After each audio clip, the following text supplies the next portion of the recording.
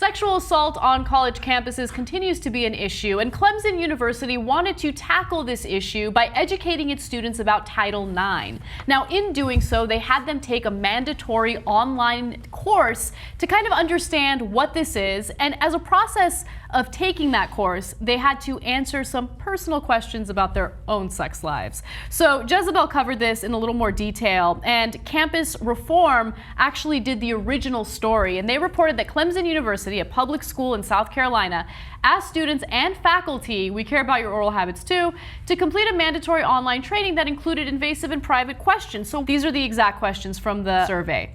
How many times have you had sex, including oral, in the last 3 months?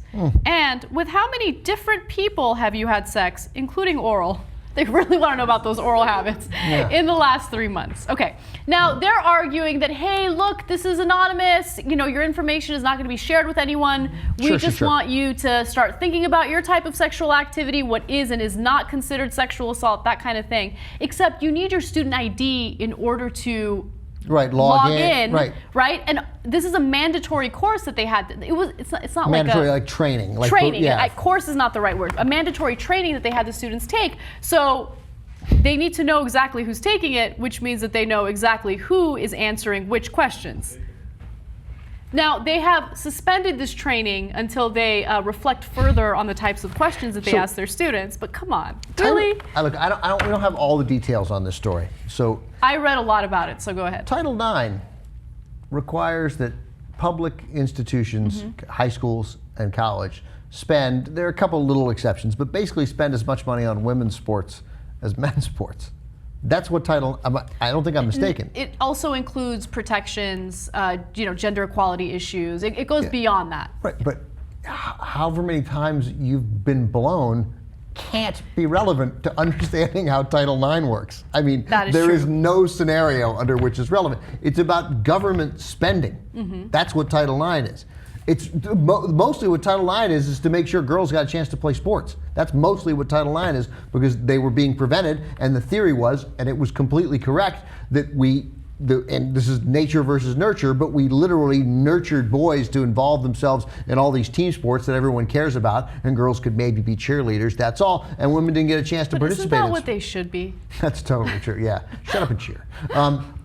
And the result was that women couldn't play on, it was harder for women to play on team sports. And team sports builds all this character and all this ability to work with others toward a common goal, which then helps you in the workplace and helps you succeed in corporate America.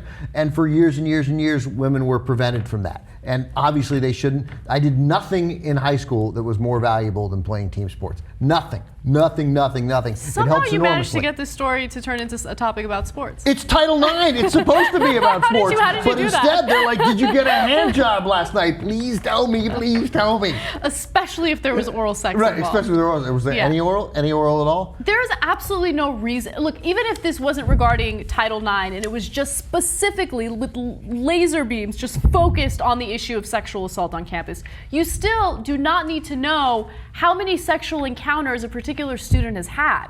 That's totally irrelevant to it, right? Maybe you talk about consent issues. You talk about what is and is not considered consent. I mean, that is what the training should entail. It shouldn't entail students answering questions about a very, very intimate part of their lives. Also, you know full well that some girl who fills this out, and filled it out honestly, the first girl at Clemson who accuses some guy of sexual assault, somebody's going to be like, oh, she's G4209837 is her student ID, and look her up, and they'll be like, she had oral sex with 12 guys in the last year. Sounds to me like she's probably making it up. That's conspiratorial, but that's not too far-fetched. No, I don't even think it is that far-fetched, right?